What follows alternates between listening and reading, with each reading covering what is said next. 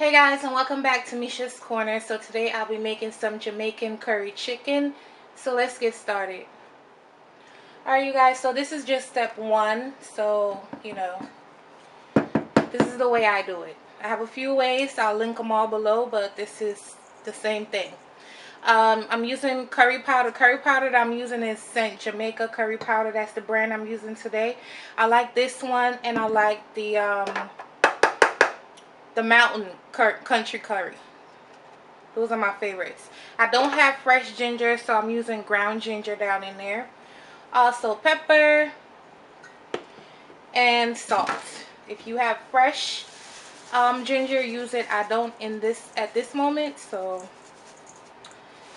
use what you have available.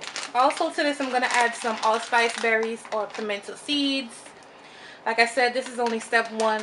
We have a whole bunch of other stuff to add to this in a minute. Mix this up and allow it to marinate 2 hours or up to overnight. Alright y'all, so this screaming hot pot, you're going to start adding your curry chicken. Once you add all your curry chicken, you're going to cover it and allow it to make its own juice on low heat.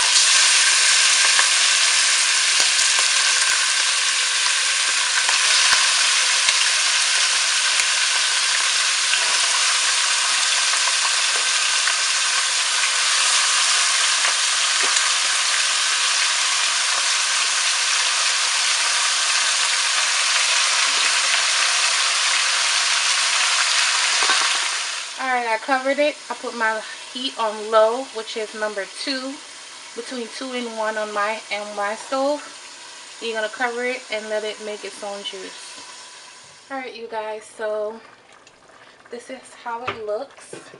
Look at all that juice that the chicken produced by itself. I didn't add any liquid to this. I added no liquid to this pot. That's all chicken juice. So now to this, you're going to add some carrots and onions. You can add potatoes if you have them or if you want to add them.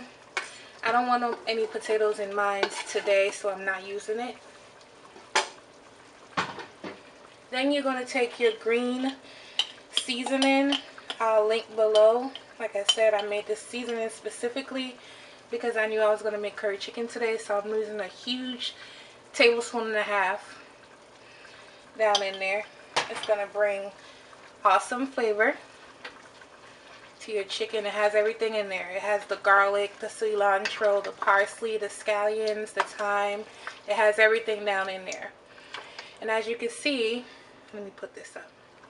And as you can see, the dynamic of your sauce changes once you add that green sauce down in there. Green seasoning. It smells so amazing as soon as it hits your broth. You don't need anything else. I'm going to cover this back up and allow it to cook another 20 minutes. And that should be it. I'm going to serve this up with some rice and peas. And, yep. That's it.